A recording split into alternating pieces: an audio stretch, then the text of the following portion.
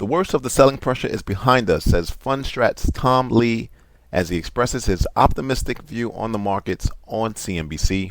He suggests that the worst of the selling pressure may have passed based on the normalization of the VIX spike and the inversion of the VIX futures term structure. However, Lee acknowledges that there may still be ripple effects from the recent market panic, such as the unwinding of the carry trade and lingering concerns over Iran. And it hasn't closed yet, and as that VIX futures term structure uninverts, that tells us the worst of the panic is behind us.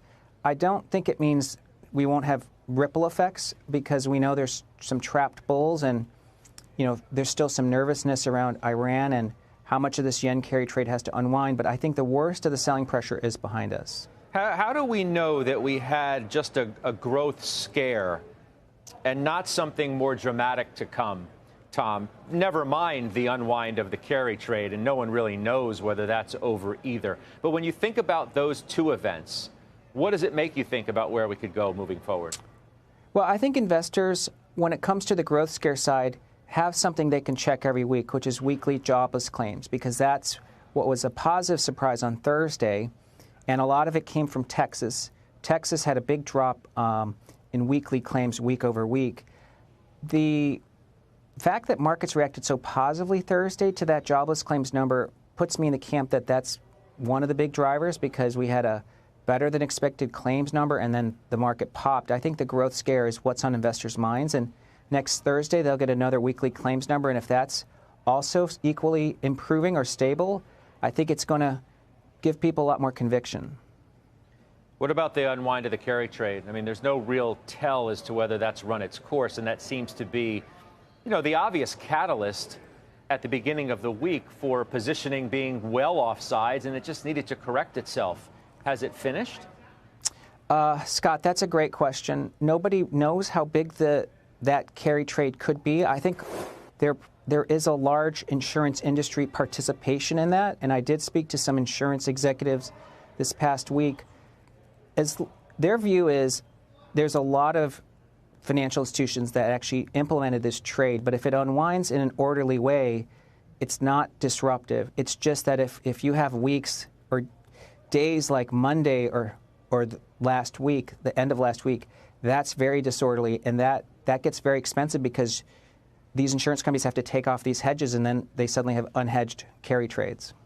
Well, I just want to continue this. You suggest, if it unwinds in a messy way, there's no if. I mean, we saw at least the first reverberations from that unwind, and that was anything but orderly. What if there really is more of that to come, Tom? Scott, there may be more of it. I think one thing that is been messy is the currency hedges, because these currency hedges were built for what you'd call like 1 percentile events, 99 percentile standard deviation. So a bigger move than that is what makes these hedges so expensive. They just let them expire. I think central banks can manage currencies within a 1 standard deviation band. So I think it's still important to watch currencies, but if we're staying in stable and predictable ranges, it can be a orderly unwind. But yeah, Scott, that's an uncertainty, just like the Middle East is an uncertainty as well. But markets climb a wall of worry.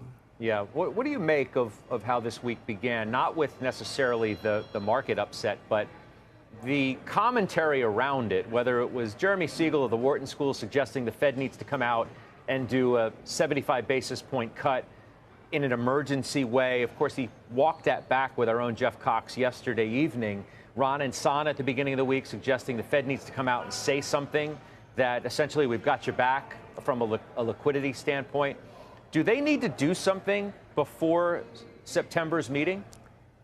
Scott, I think both comments from both Ron and Jeremy Siegel are actually valid, but to me, what it speaks of is I think the markets and I think economists are no longer willing to deal with data dependence. I think they want a Fed that's more forward-looking, because that makes them comfortable the Fed could respond if conditions deteriorate. I think that's the kind of language I'd like to see disappear, is we're data dependent, so that by necessity they're going to be very late. I I think it's actually encouraging to see this sort of pushback.